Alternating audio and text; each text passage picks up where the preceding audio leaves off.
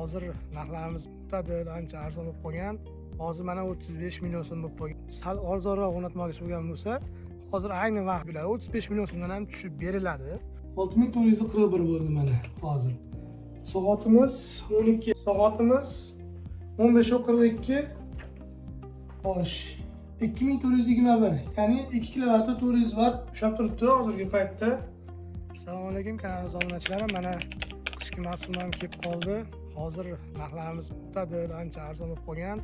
Masalan, yoz paytlarida 10 kW setovoyda biz где-то 40 million so'm kami yo'q derdik.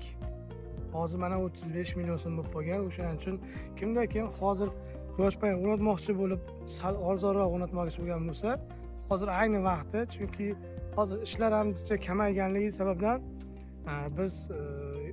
biz nafaqat biz boshqa quyosh panel qo'ygan akalarimiz ham narx sal mutadillashtirilgan. O'shanga hozir qo'shilgan ancha выгодный summalarda qo'yiladi akalar.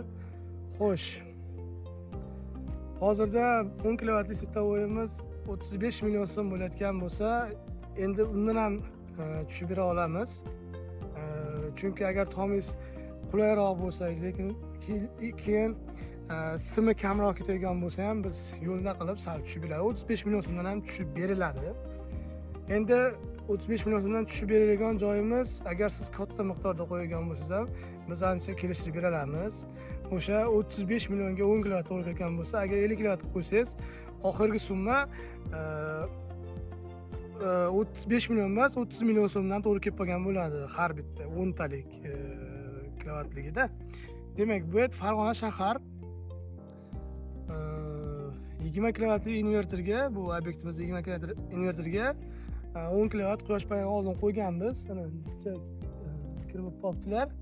Xo'sh, o'shanga 20 kW inverterga yana 10 kW qo'shib beringlar deganingiz uchun kelib mijozimiz, doimiy mijozimiz hisoblanadi. O'shanga yo'lda qilib qo'yib berdik. Bu yerdagi panellarimiz Longi Haymo X10 turidan bo'lib, o'shandan qo'yib berdik. Hozir 20 kW qilib berganmiz. Krepлений alyumin заводской. Xo'sh, karkasimizda konstruksiyada profil va uгольникlardan qilib berganmiz va uni kraska qilib berilgan, shtob zaylab ketmasligi uchun. Endi hozir pastga tushib sizlarga inverterning qanday ishlayotganini ham sal ko'rsatib o'tamiz. Mana inverterimiz oldiga ham tushib oldik. Inverterimiz hozirda o'sha 10 kWlik ishlab turibdi. Bu inverterimiz 20 kWlik. 20 kWlik 6477 ushlab turibdi. Ko'rinib yaqinroq qo'ying. 6441 bo'ldi mana hozir. Soatimiz 12:30. Endi hozir yana 10 tani ulaymiz. Ular ko'rsatamiz necha ushlayotganligini. Lekin biroz kech bo'lganligi uchun endi hozir qishga kirib boryapmiz-ku, o'shanga baribir kam bo'ladi. Lekin o'shani ham 10 tani ulab sizlarga necha ushlayotganini точный vaqtlari bilan necha ushlayotganini ko'rsatib beramiz. Xudo xolasa, mana bu yerda o'sha 10 kW qo'shishimiz uchun pregativlar, DC avtomatlarimiz, uzuk chaqmoqdan himoyalarimiz turibdi. Bularni yana chiroyli qilib qo'shib beramiz yoniga. O'shanda yana bitta video qilib sizlarga video davomida ko'rsatib o'tamiz. Mana ishni ham tugatib oldik. Soatimiz 15:42. Xo'sh, 2421, ya'ni 2 kW 400 watt ushlab turibdi hozirgi paytda.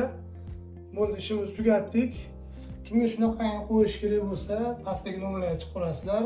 Aloqada bo'lamiz. Hozir ancha narxlarimiz yaxshi, ancha tushib qoldilar. Rahmat hammaga.